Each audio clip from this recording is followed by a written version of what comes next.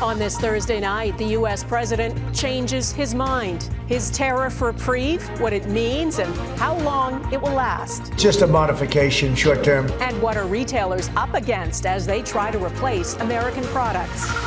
Russia's ominous warning, what could happen if European and Canadian peacekeepers are deployed to Ukraine. Winter warfare, the Canadians training for battle in bone-chilling weather. And size matters. Holy moly! The man who reeled in $100,000 at an ice fishing derby.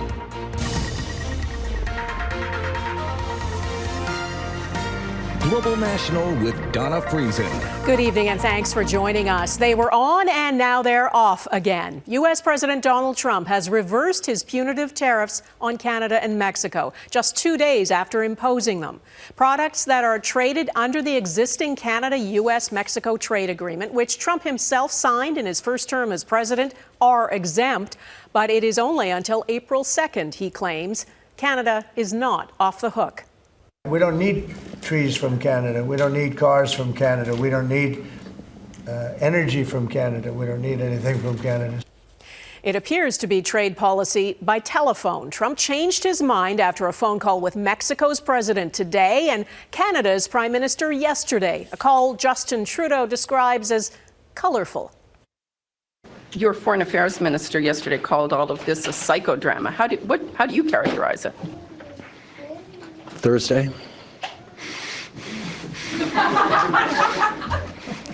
Our chief political correspondent David Akin is following the puck for us tonight. I can confirm that it was a colorful call. Justin Trudeau and Donald Trump spoke by phone Wednesday, a call which became heated and at the time involved profanity. Trudeau would not go further than calling it colorful, but he did say it was also a very substantive call. And, like the call with Mexico, it has appeared to yield similar results. A pause on U.S. tariffs on about 40% of Canadian imports, and a special carve-out for Saskatchewan potash. That's a crucial fertilizer for U.S. farmers. But no pause or carve-out for Canadian energy, which remains subject to a 10% U.S. tariff. And Trump says this reprieve will end April 2nd. April 2nd is going to be a very big day for America. Canada's response? The current round of retaliatory tariffs will remain in place. But Finance Minister Dominic LeBlanc said a second wave of retaliatory tariffs on $125 billion worth of U.S. goods will not proceed until April 2nd. Nonetheless, Ontario's Premier Doug Ford is moving ahead with his own province's retaliation. We're going to put that 25% surcharge on the electricity. We give Minnesota, Michigan, and New York. And Trump's latest pause will not dissuade Ford or BC's David Eby. We know what happened last time. He said 30 days, and a week later or 2 weeks later, he brings the tariffs back. You know, you touch the stove once, you get burnt, you don't touch that stove again. The chaos and the swings back and forth, the tariffs are on, the tariffs are off, the threats, the orders rescinded, put in place. It's all a deliberate tactic to weaken our resolve, and it will not work. And the message from the Prime Minister and from the Premiers: be prepared for more chaos from the White House for this on-again, off-again tariff war. Trudeau, in fact, said this would likely last, quote, for the foreseeable future, end quote. Donna? David, this brinksmanship is so hard for everyone to navigate, but Justin Trudeau is almost done with it. He has just days left as Prime Minister, and it's the new Liberal leader who will be announced on Sunday who will inherit all of this. Yeah, absolutely. And it will be the number one file on that person's desk. In fact, it's certain to be one of the core questions of a spring general election, if, in fact, we have one. But, you know, whether it's Mark Carney, Chrystia Freeland, or for that matter, at some point, Pierre Poilievre, no potential future PM has signaled a major shift from what Trudeau has done. Canada will respond with its own retaliatory tariffs. Canada will take a Team Canada approach with premiers playing a key role. And Canada will never become the 51st state. Canada's political class is unanimous on those basic points. Donna. David, thanks. Trump complains about Canada's trade surplus, and after his threats, it's grown even bigger. Stats Canada shows the trade surplus with the U.S. rose to nearly $4 billion in January, the biggest it's been since May 2022. Vehicles and parts, along with energy products and higher oil and natural gas prices, helped drive up exports by 5.5% to a record $74.5 billion. Imports rose just over 2% to $70.5 billion. European leaders are working fast to build up their defenses in the face of what feels like a shifting world order. They held an emergency summit in Brussels today. The Ukrainian president was there. Ukraine is going to have to rely far more on Europe now that the U.S. is suspending both military aid and intelligence sharing. Redmond Shannon explains why this is such a pivotal moment. After that Oval Office shouting match last week, a warmer embrace for Volodymyr Zelenskyy in Brussels. It is great that we are not alone. We feel it and we know it. Thank you so much for everything. This an emergency meeting of the European Union as it makes a huge push to increase defence spending. This is a watershed moment for Europe. Europe faces a clear and present danger, and therefore Europe has to be able to protect itself. The UK, no longer an EU member, is taking its message to Washington. You challenged us to step up on Ukraine. As the US shifts away from unconditional support for Ukraine. I think it's been very encouraging to watch our friends in the UK and in France step up to say they are prepared to take the lead to ensure an enduring peace in Ukraine. Part of that peace could see European and even Canadian peacekeepers in Ukraine. Russia's foreign minister says that would amount to direct war between NATO and Russia.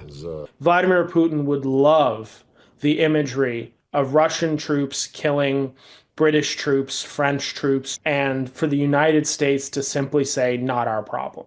On Thursday, Putin talked about Napoleon's disastrous attack on Russia 2 centuries ago. Referencing the emperor one day after French President Emmanuel Macron suggested expanding France's nuclear deterrent to cover its European allies. Zelenskyy says he will head to Saudi Arabia next week to meet with US officials. The minerals deal and reinstating US military support likely top of the agenda. Donna? Redmond, Europe is confronting what the U.S. Defense Secretary warned them about last month, that they can't assume U.S. support will exist forever. How quickly are they acting? This mobilization of more than $1 trillion is arguably the biggest single move by the European Union since the start of the Ukraine war. A crucial part of that will be building or rebuilding its members' military-industrial base. That process will take years, if not decades. Donna? Okay, Redmond Shannon in London, thanks. Canada's military is going to ramp up its footprint in the Arctic. The defense minister has announced 3 military support hubs and is promising more to come. Bill Blair revealed the plans in Iqaluit. The hubs will be established in Nunavut's capital and in Inuvik and Yellowknife. They're not military bases, but will support military operations with communications and transport infrastructure. The hubs are part of a multi-billion-dollar plan to bolster Canada's defenses. There is a lot more work to do. It's going to be expensive. And as the U.S. increasingly sounds like an unreliable ally, plans will have to turn into actions fast. Mackenzie Gray reports. Help them out with the problem. The U.S. president is hardly a NATO fan. If they don't pay, I'm not going to defend them. Trump's feelings on the military alliance and his continued threats to annex Canada has left the Canadian military rethinking what's required to defend the country. We're certainly making very significant investments in our capabilities and capacity in the North and investments in NORAD modernization. While those investments have been significant, it's still well short of the 2% of GDP that all NATO countries have promised to spend on an annual basis. One way to quickly increase spending for CAF members? We should spend more money on our troops. We should increase their pay. We should put more money into housing. A goal shared by the Chief of Defense Staff. Internally, it is very clear that our priority is recruiting, but also attached to that is retention. More troops requires more equipment, but there are a few expedited purchases Canada can make. The only real place where we can make a real big splash fairly quickly is to expedite the purchase of a new submarine to replace the Victoria class. Those new submarines would likely come from South Korea, and where Canada buys its new equipment is now an important question after Trump's annexation talk. We can expect to see the Americans challenging us on our position, and for no other reason than simply because he can. The biggest U.S. purchase, the over $70 billion deal to buy F-35 fighter jets, expected to start arriving in Canada by 2030. Any prime minister shipping large sums of money to the United States to buy American planes, it's going to be a really hard battle to justify that to the Canadian population. Since the F-35s are U.S. built, the Americans are able to turn off certain capabilities of the planes, Donna, which could impact the Canadians in a direct conflict with the U.S. or a European mission that the Americans disagree with. Okay, Mackenzie Gray, thanks.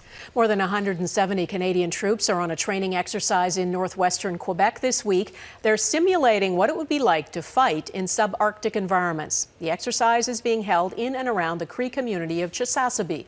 Mike Armstrong was there to get a first-hand look at the challenges they're preparing for. The mission on this day is to overtake an enemy position in a gravel yard. 7 enemy soldiers on the west side are pinned down by suppression fire from the ridge above as a platoon attacks from the east. Now the troops are firing blanks. This exercise isn't about marksmanship, but methods, getting across together. Well, they have to maintain a line or else they might get out of balance and people can crossfire. So it's all things you got to take account for.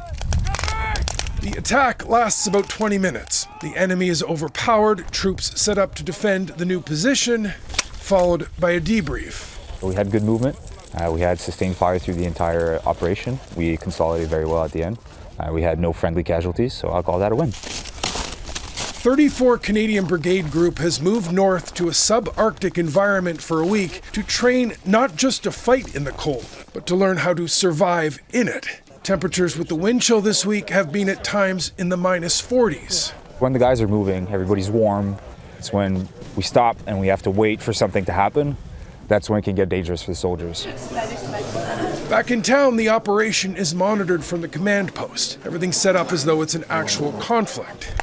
For the Canadian Armed Forces to project strength and control over the North, it has to be prepared to work in it. Winter warfare training at bases in the South isn't the same. It's like going camping in your backyard. You know, if you need something, you go back into the house, which is pretty much what happens. But here, you can't. It's been a decade since the last time Canadian troops trained in the Cree community of Chisasibi. Visiting in person has been an opportunity to recruit for the Rangers, the Indigenous Reservist Unit. It's also been a chance for outreach and to build relationships. The troops have found very hospitable hosts. All the cultural activities that they've set up for us has exceeded all of our expectations. With Canada's new defense policy's focus on the North, the plan is to return annually and to hold within a few years an even bigger division-level exercise with about 1,000 troops. Like Armstrong Global News, Chisasibi, Quebec. The challenge of ditching American products coming up. What's in store for retailers and shoppers?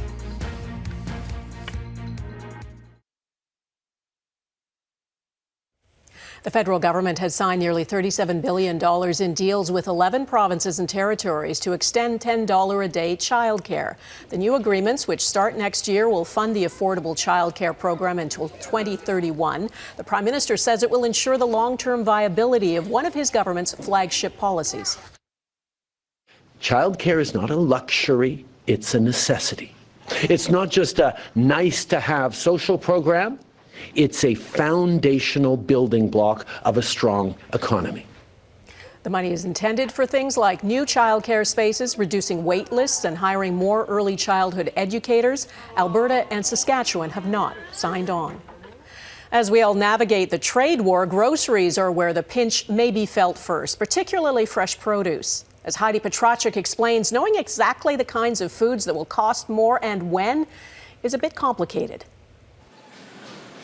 Grocery stores have become a sea of red maple leaves as retailers respond to growing demand. Oh, I'm definitely looking for Canadian. A movement that's changing the retail landscape. I think a lot of these changes may actually have a degree of permanence. While it may be easy to follow the signs now to domestic foods, knowing just how Trump's blanket tariffs and Ottawa's counter tariffs on certain goods will affect prices isn't so straightforward. Because the federal government was quite strategic in what they added tariffs to, providing lots of other options that aren't coming from the U.S. Of course, we know American citrus is subject to Canada's retaliatory tariffs, but there are other products too, like American poultry, dairy, and coffee. But even if a store replaces those Florida oranges with Spanish ones, the low Canadian dollar could still make them cost more. And it'll depend on the ability of retailers to potentially absorb some of those cost increases, but 25% is a lot. You can't be expected to absorb that for a long period of time. Even products made in Canada could have imported ingredients.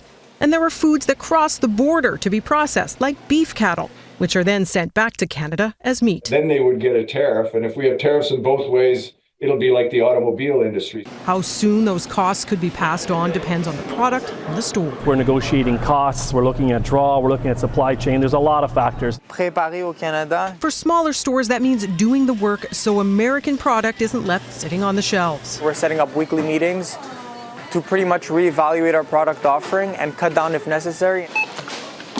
Grocers have said they'll do what they can to minimize the blow to customers. One thing many Canadians say is they're willing to pay more for a matter of national pride. Heidi Petracek, Global News, Halifax. Ahead, the Pope sends a message from his hospital bed.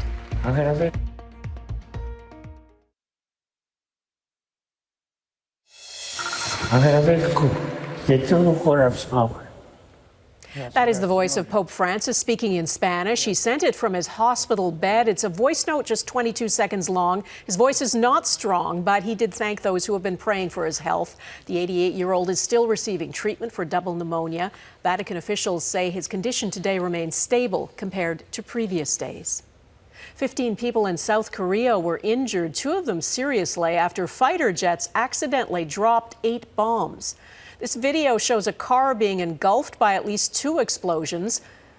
The bombs were dropped by South Korean fighter jets during a joint live-fire exercise with the U.S. military. They hit a community about 30 kilometers from the North Korean border. The intended target was a training range. The military says incorrect coordinates were inputted by mistake.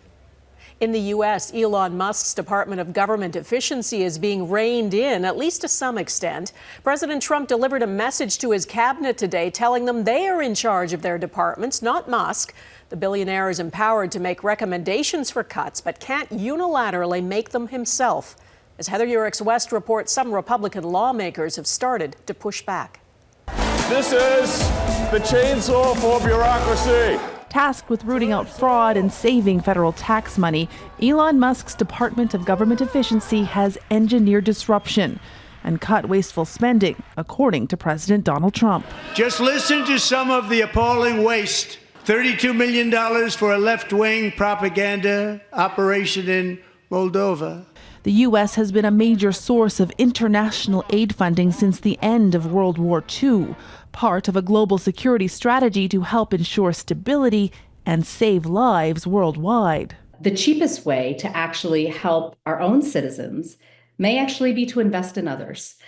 It's why analysts say international aid investments can pay geopolitical dividends, including the Moldova investment cited in Trump's speech to Congress. Well, Moldova has been under attack from Russia in terms of its digital security and for some time. The US had rightly identified the need to actually support Moldova's digital economy. Which may explain why there has been pushback from Republican lawmakers to international aid cuts too.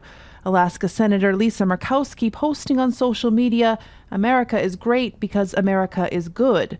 We must not lose sight of that." This week, the U.S. Supreme Court rejected Trump's attempt to freeze foreign aid, though the court gave no date on when the funding for the impacted international projects needed to be restored.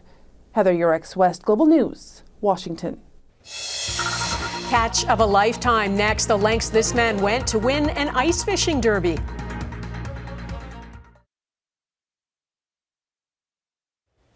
There's an old saying about a bad day of fishing being better than a good day at work. Well, a Saskatchewan man had the best fishing day of his life. He made a $100,000 catch during a fishing derby in northern Manitoba. And as Melissa Ridgen reports, the only thing bigger than his winning fish is the community's joy. Good.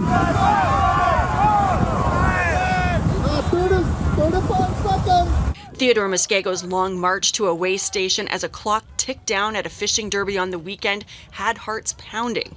The cheers to run, easier said than done when you see what's in that bucket. Holy moly! Almost as big as the pike, the smile on Muskiego's face. I was fighting it for like a minute or two, then I was getting more worried when they said 2 minutes left. And I was fighting with my rod, and the reel was just stuck. I couldn't do nothing.